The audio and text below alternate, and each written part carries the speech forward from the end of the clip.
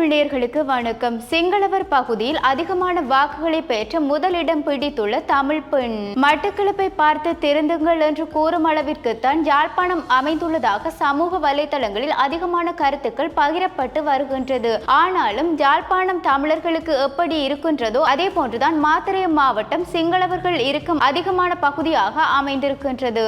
ஆனாலும் மாத்தறை மாவட்டத்தில் அதிகமாக தமிழ் பெண் ஒருவருக்குத்தான் வாக்குகள் வழங்கப்பட்டுள்ளது. அதாவது சுமார் 1,48,379 வாக்குகள் குறித்த தமிழ் பெண் வேட்பாளருக்கு வழங்கப்பட்டுள்ளது. குறித்த பெண் வேட்பாளர் தமிழ் பெண்ணாக இருந்து வருகின்ற இடத்தில் அவருக்காக அந்த மாவட்டத்தில் அதிகமான வாக்குகள் அள்ளி குவிக்கப்பட்டுள்ளது.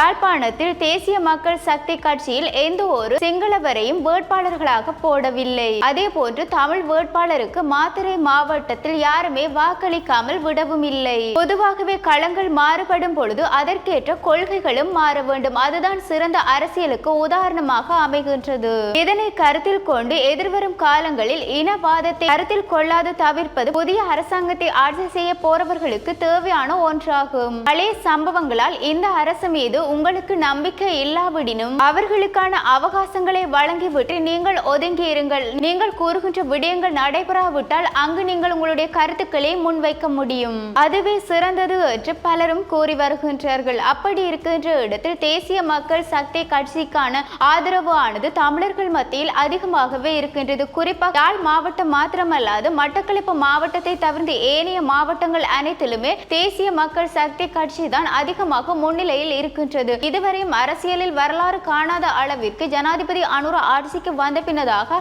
அவருடைய தலைமையிலான கட்சி அதிகமான ஆதரவுகள் வழங்கப்பட்டுள்ளது. அது மட்டுமல்லாது ஜனாதிபதி தேர்தலில் ஜனாதிபதிக்கான வாக்குகளை விட தற்பொழுது இடம்பெற்ற பொது தேர்தலில் ஜனாதிபதி தலைமையிலான அவருடைய கட்சிக்கு வழங்கப்பட்ட வாக்குகள் அதிகமாகவே இருக்கின்றது. ஆனாலும் பாராளுமன்றத்துக்கு தெரிவாகிய உறுப்பினர்களில் யாழ் மாவட்டத்தில் 3 முதன்மை வேட்பாளர்கள் தெரிவாகி இருக்கின்ற இடத்தில் தேசிய மக்கள் சக்தி கட்சியில் இருந்து 3 ஆசனங்கள் தெரிவு செய்யப்பட்டுள்ளது. யாழ் மாவட்டத்தில் இருந்து 6 வேட்பாளர்கள் தெரிவு செய்யப்பட்டுள்ளார்கள். பாராளுமன்றத்திற்கு 6 உறுப்பினர்கள் தெரிவு செய்யப்பட்டுள்ளார்கள். அதில் தேசிய மக்கள் சக்தி கட்சியை சேர்ந்தவர்கள் 3 அடங்குகின்றார்கள். பாராளுமன்றம் செல்வதற்கு 12 பெண்கள் தெரிவாகி இருக்கின்றார்கள். அதிலும் குறிப்பாக 3 தமிழ் பெண்கள் அடங்குகின்றார். அதிலும் 2 பெண்கள் மலையக பகுதியை சேர்ந்தவர்கள் தெரிய வந்துள்ளது. இந்த முறை இலங்கையில் இடம்பெற்ற தேர்தல்கள் வரலாற்று சாதனையில் அதிகமாக இடம் பிடித்துள்ளது. அது மட்டுமல்லாது இதுவரையும் யாரும் எதிர்பார்க்காத அளவுக்கு ஜனாதிபதி அனுரகுமார திசாநாயக்கவுக்கான ஆதரவுகள் தான் அதிகமாக இருக்கின்றது. அதே சமயம் பிரதமராக இருந்து வந்த ஹருணி அமரசூரிய அவர்கள் கடந்த காலங்களில் ஜனாதிபதியாக இருந்த மஹிந்த ராஜபக்ஷவுடைய சாதனையை முறியடிக்கும் விதமாக